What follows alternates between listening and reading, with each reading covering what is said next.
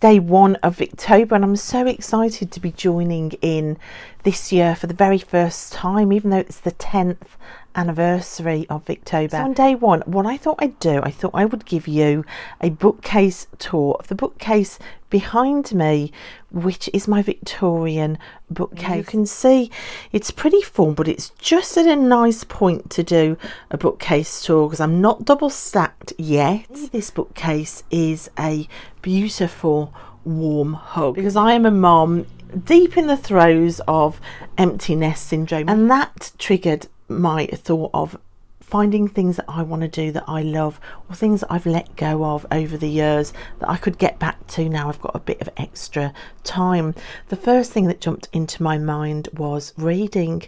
I'd kind of lost my reading life over the years, in particular my fiction reading. So I devised my DIY literature degree. Upon researching what a degree is, I realised that a lot of universities start year one studying Victorian literature. So I kind of wanted to follow suit. Luckily, a lot of these books were between 10p, 20p, 30p a book. I would say 90% of the books on this bookcase were no more than 30 pence a book, only because I have some excellent charity shops around me. When I come in now and look at this bookcase, even though my house is quiet and I'm still really deep in the throes of empty nest syndrome, this does feel like a warm hug. So me and classics, I've always viewed myself pretty much as a reader, but last November, I took part in an event called Goth Lit November, and I realised last November that, oh my gosh, I am not well read. I haven't read any classics, and I thought back, the few classics I'd read Wuthering Heights 3 times, and I'd read Jane Eyre a couple of times. For Goth Lit November, I decided, it's been decades since I have read those books, so I'm going to get those books. I bought these books new. These are some of the few books that I've actually bought new. And I brought in the Wordsworth Classics editions, this copy of Jane Eyre, which I read last November for the 3rd time, and then I brought this lovely copy of Wuthering Heights, which I read for the 4th time, and that was it, guys. I was completely and utterly hooked.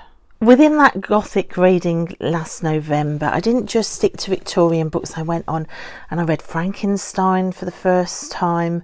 I read A Woman in Black. I read some Ava Reid books, Lessons in Drowning. And throughout that November, I went from, I can't remember the last time I read a fiction book, to being completely and utterly obsessed with it. I went and rebought my favourite story, Peter Pan, and reread that in December. I read in December as well some Christmas, A Christmas Carol by Charles Dickens.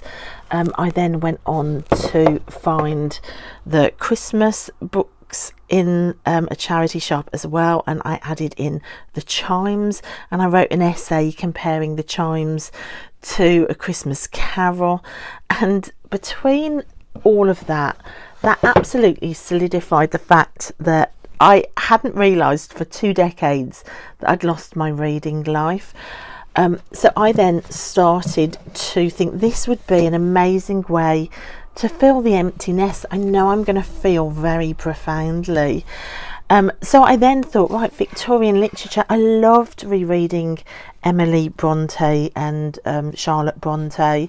So I went to a charity shop, and I'm down here because I walked in and thought, I wonder if I can find some Victorian classics.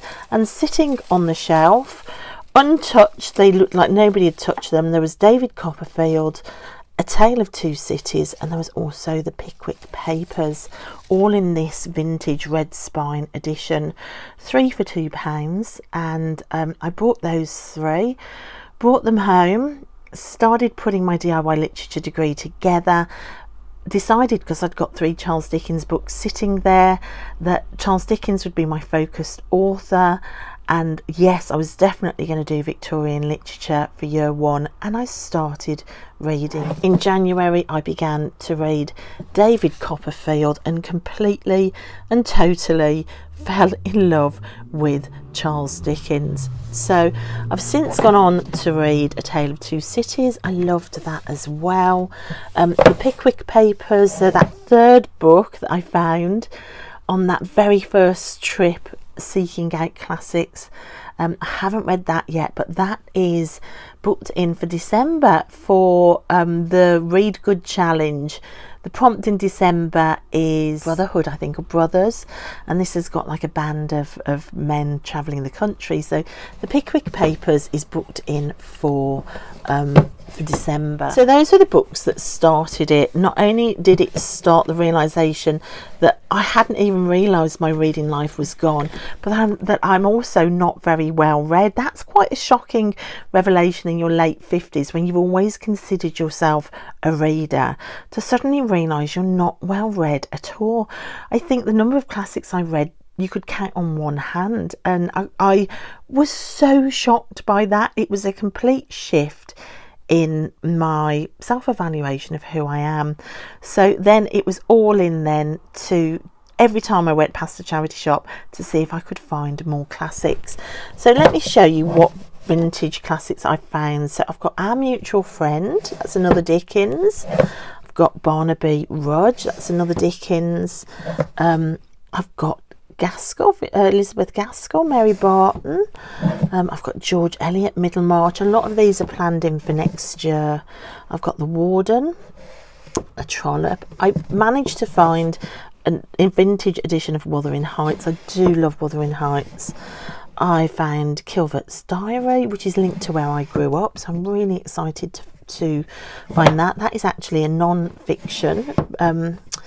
It's the diary of a rector or a vicar. I've got H.G. Wells' The War of the Worlds. These kids' books I found for 25p each. The Adventures of Huckleberry Finn. I've got the comedy Three Men in a Boat. Olive, I've got that booked in for next January to read, and The Adventures of Tom Sawyer, and another copy of The Adventures of Huckleberry Finn, again found for 25p each. Looked after by one of my very Dickensian looking Bradley dolls. I do have a collection of Bradley dolls. I am a doll collector. I've been a lifelong doll collector. So you will see dolls decorating my bookcase. So in this pile, before we leave this bottom shelf, some of the literature degree courses did include the slave narratives as part of Victorian study. So I do have this one, and I actually have another slave narrative somewhere as well. So I've got that. These are all books that I found for very cheap. I've got a copy of Barchester Towers by Anthony Trollope in that lovely hardback version. I've got a couple of vintage versions of Wilkie Collins, so The Woman in White and The Moonstone.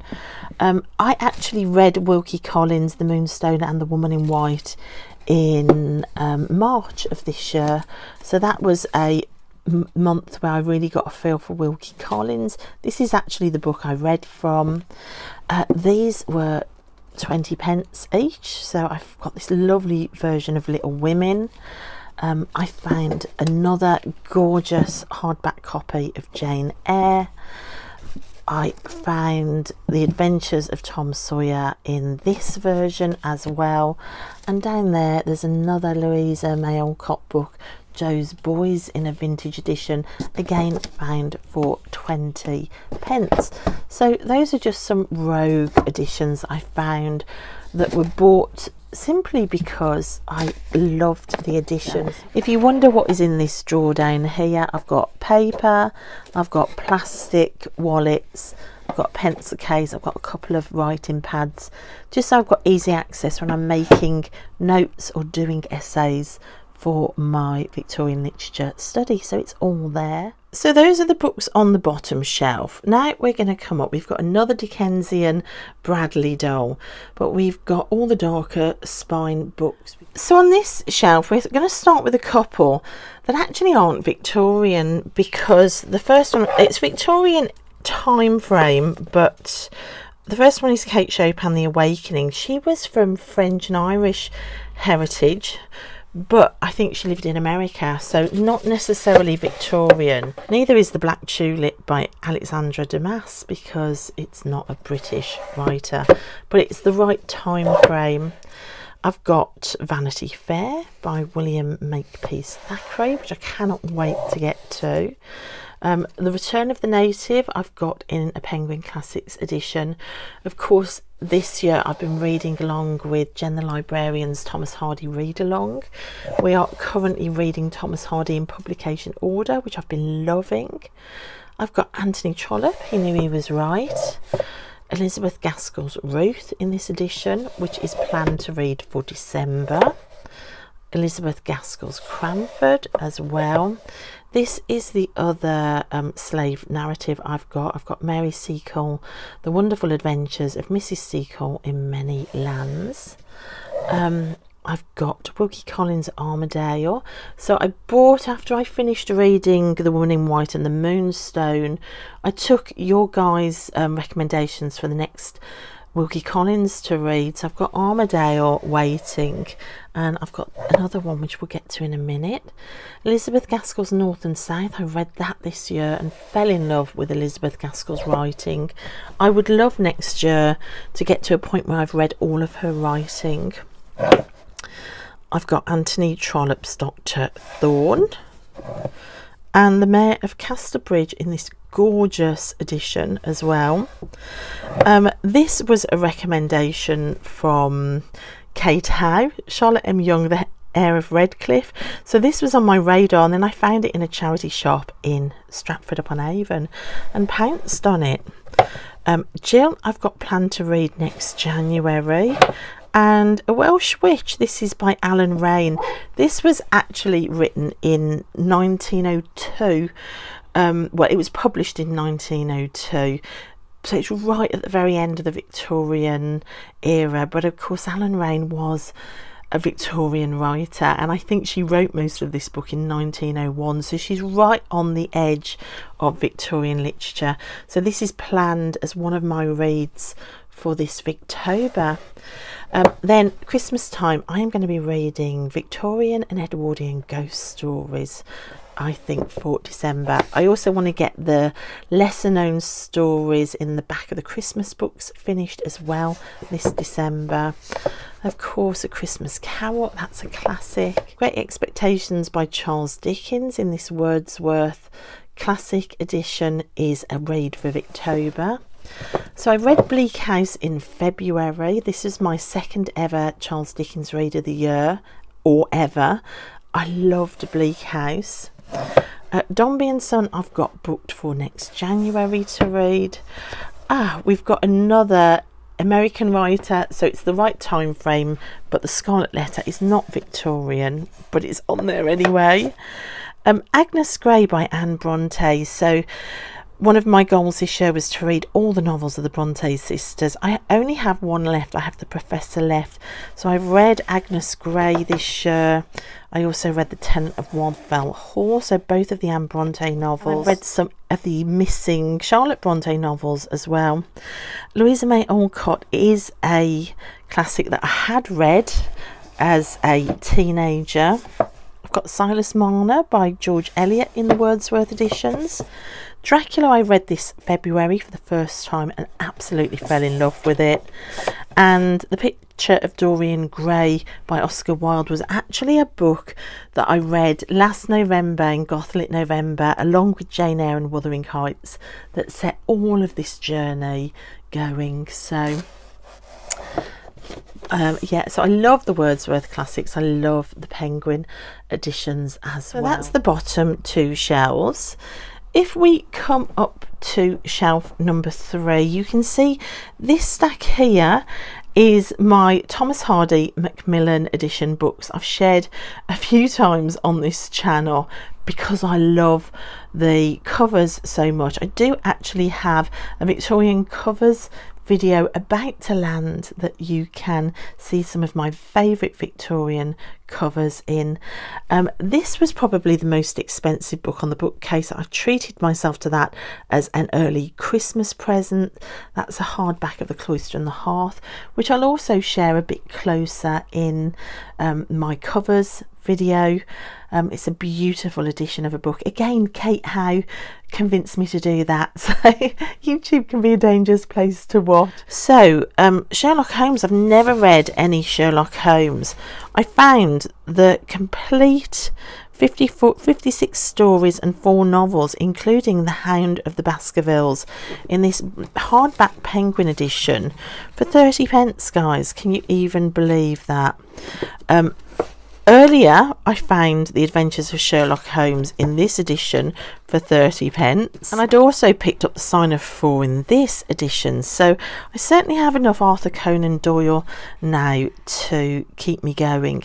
This is actually one of my Vtober reads. I spanned the colour wheel and got the colour orange, so I am going to read my first Arthur Conan Doyle before the end of the year. I also found Oscar Wilde's Salome, a one-act play, which is another one of my Vtober reads. And then recently in the kids section at my closest charity shop, I found some Rudyard Kipling. These books were 25p each, so I found the complete verse of Rudyard Kipling, which is a right chunky monkey, and then the best short stories of Rudyard Kipling as well. So that was a nice find. Now these books here I did actually buy new, trying to track down some feminist novels. So I found Amy Levy's The Romance of the Shop, which is still waiting for me to read. Imagining Shakespeare's Wife should not be on here. That's on here by mistake. And then I found some more Alan Rain books. I found Torn Sails and Garth Owen, A Story of a Welsh Homestead, which I was hoping to get to along with A Welsh Witch for Victober, but I don't think I'm going to get to all 3. So that's that little corner, and then we have all of the Thomas Hardy books I bought for the read along. So we started with Desperate Remedies, so that one's been read. Then we went on to Under the Greenwood Tree, so I've read that one. I've also read A Pair of Blue Eyes, which I've got in a different edition, and I've just finished reading this rather glorious copy of Far from the Madding Crowd, which is my all-time favourite book cover. That is a spoiler for the video that's to come this week. So these Macmillan book covers, I just think they're absolutely splendid. Some of them are a bit battered. I literally paid more money for battered copies just to get these book covers because I love them so much. So I won't go through all of those simply because they are coming in another video, which I am really thrilled to bring to you. On the top we have a Penguin classic of The Hand of Ethelberta. That is out because that is our read of this month, so that's going to be a Victober read. Also this rather gorgeous Macmillan hardback version of The Invisible Man by H.G. Wells. That's also going to be a Victober read for me for the fantasy read. And again, guys, this book with its glorious end papers and its ribbon was again 30p in my charity shop. So you can see I do really well with charity shop finds living where I do. Okay, here we have a few of a different edition of Penguin Classics. So I've got Edgar Allan Poe, The Fall of the House of Usher and Other Stories. I've got Anthony Trollope, Dr. Thorpe again. I've got Dr. Wurtle's School, which I read this year. That was my very first Anthony Trollope book that I ever read on the recommendation of Katie over at Books and Things. I have Rachel Ray as well by Anthony Trollope. This was the other Wilkie Collins that you guys recommended that I read, so I did pick this one up from World of Books. So Wilkie Collins' No Name, I think I've got that planned in to read in January next year. Emily Bronte's Complete Poems, I started reading this morning. This is one of my reads for Victober, and I found out from Rachel over at Second Thoughts About the Mission. She told me in my comment section that this cover is actually a sketch from Emily Bronte. So it says on the back of this book, the cover shows a pencil drawing of a fir tree by Emily Bronte, and I don't know why, but that just made me so emotional. I think it's because I'm a trained artist myself, and to see somebody's sketch, I don't know, it just gave me a window into Emily Bronte. I feel I could literally touch her through the drawing, and it did make me really emotional. So I didn't include that in my favourite covers video, but I'm going to add that in here and say this is one of my all-time favourite book covers. So I've also got Anthony Trollope, the Warden, and then Charlotte Bronte, the Professor, with Emma, a fragment from her unfinished novel in the back. So this book is another Victober planned read, and that will be my final Bronte novel. So if I get the Professor read and the poems of Emily Bronte, I think I will have probably read all of the Bronte's works. I still have some Charlotte Bronte poetry as well to read. Right, and then we come up to the top shelf here. So this has got my favourite editions on. These ones at the back with a little picture at the top. These are the old-fashioned Penguin novels, which I really, really love to read from. So if I see any of this edition, I will double buy a book. So in this edition, I've got Treasure Island, The Small House at Allington, Hardy, A Pair of Blue Eyes. I did an in-depth review of this book last month. I loved this book. Villette I read in February of this year as well. This book destroyed me. This is probably my favourite read of the year so far. Martin Chuzzlewit is a Dickens that I'm hoping to get to before the end of the year. My remaining Dickens that I planned for this year, I've still got 70 pages of Hard Times to finish, which wasn't part of my Victober reading. I was hoping to get that finished, so I've still got that to finish. I've got Great Expectations this month to read, then Martin Chuzzlewit, and then the Pickwick Papers. So I don't know whether I'll get to Martin Chuzzlewit. I think I might be a bit rushed, but we will see. Then I've got Marion Fay by Trollope, which I've got planned to do a buddy read in December with. The Half Sisters, Nicholas Nickleby, The Old Curiosity Shop I read a few months ago and loved. And The Moonstone is a book I read this year and loved too. So those are some of my favourite editions. I also quite like these Oxford World Classics as well. So I've got Dombey and Son, I've got George Moore's Esther Waters to read, I've got Ellen Wood's East Lynn, I've got George Gissing The Odd Women, which I watched a video, somebody shared a Victober TBR and said this would be a great book to read for a link with Jane Austen because of sisters. Oh my gosh, I can't remember which TBR video it was that said it because I've watched so many. If you said it, let me know in the comments and I can link your channel. But I thought, oh yeah, and I've been dying to read this book. So this might become a Victober read depending on time. I've got Elizabeth Barrett Browning's Aurora Leigh, this gorgeous cover. So this is a narrative poem. Little Dorrit as well is in this edition waiting to be read. Wilkie Collins' Man and Wife I found in that edition. Some more Arthur Conan Doyle, so this would have been like a 20p find. I've got Elizabeth Gaskell, Wives and Daughters in this edition. I've got The Woodlanders by Thomas Hardy in this edition as well.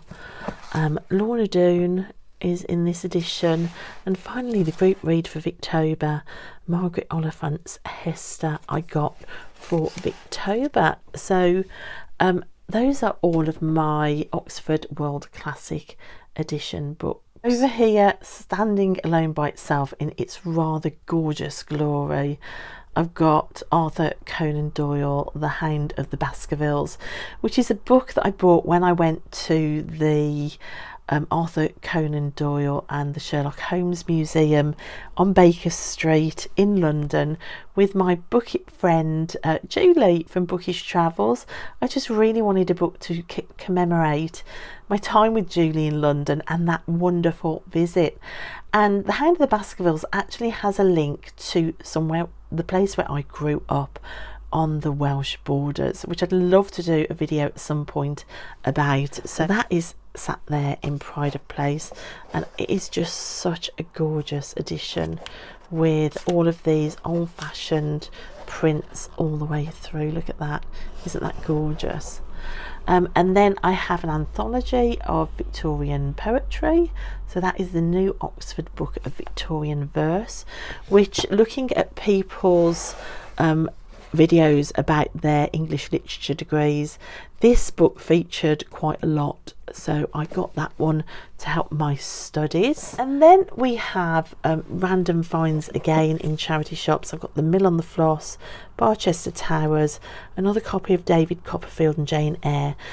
These are sat here because I might give these to people if they say they've never read them. I have got Charlotte Bronte's Shirley, which I read last month and loved. Tess of the D'Urbervilles, some more Arthur Conan Doyle.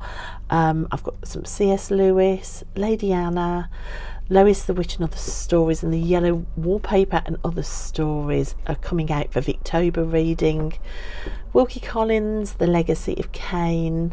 I've got Adam Bede, and then up here for 20 pence I found this book that has Tom Brown's School Days and Tom Brown at Oxford in it. So this is a real chunky monkey, this one.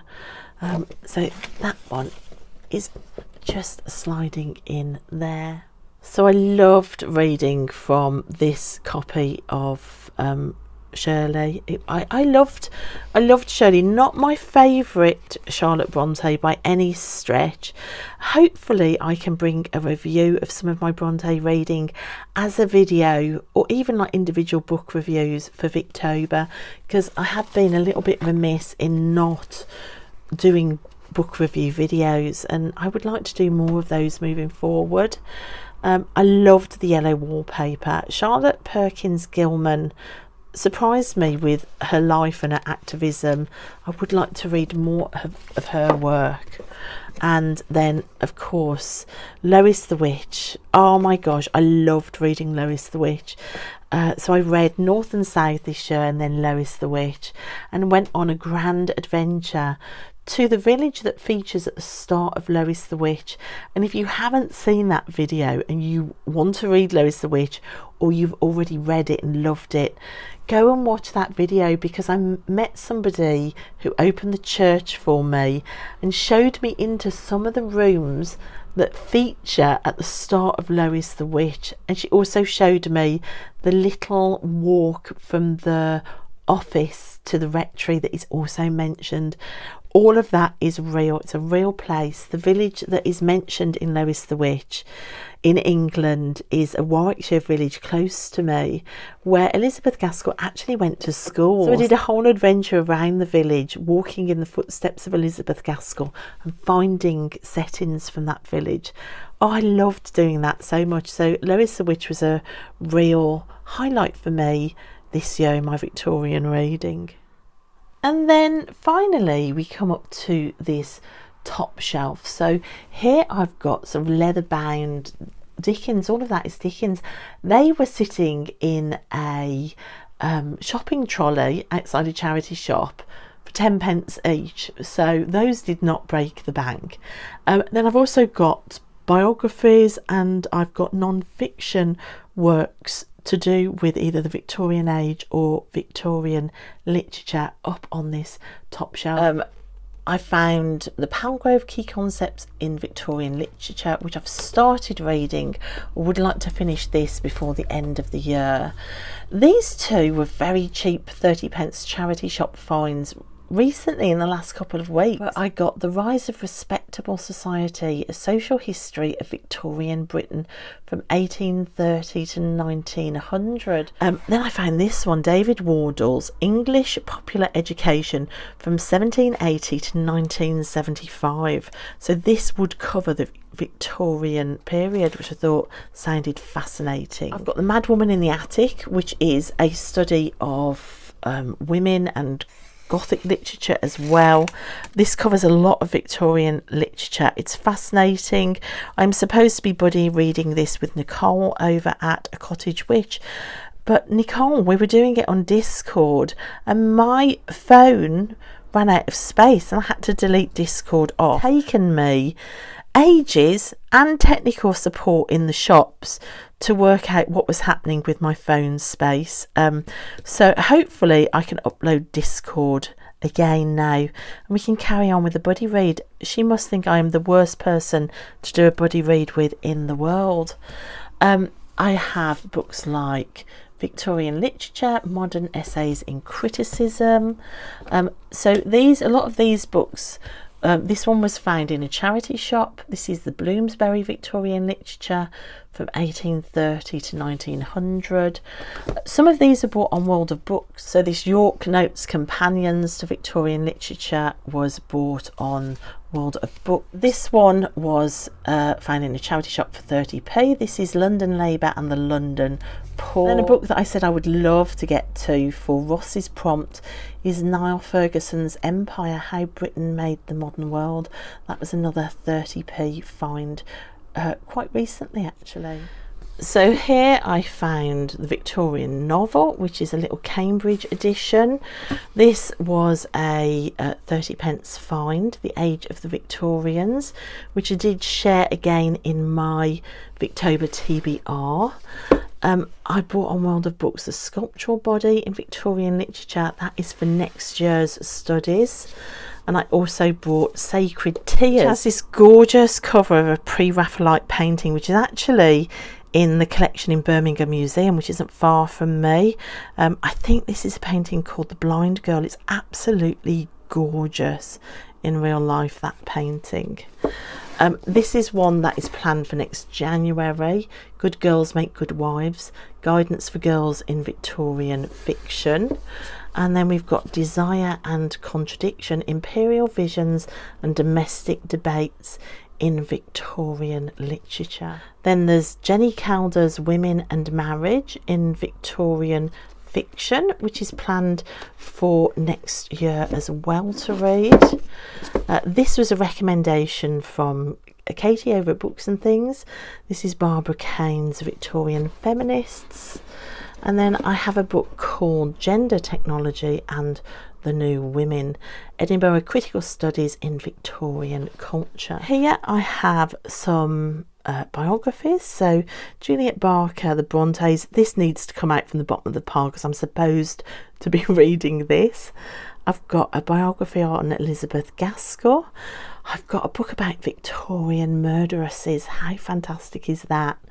How to Study a Dickens Novel, The Palgrave Advances in Charles Dickens Studies, Appreciations and Criticisms of the Works of Charles Dickens, and then the Cambridge Companion to Charles Dickens and one to Thomas Hardy.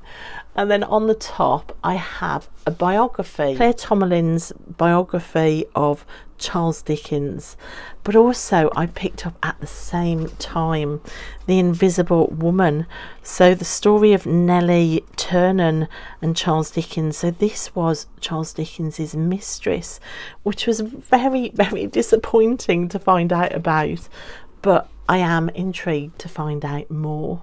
And then a close-up of these gorgeous editions I found for 10p each. So that's it for my top shelf, and that basically is my Victorian hug in a bookcase while I'm going through this readjustment period for me without the girls in the house anymore.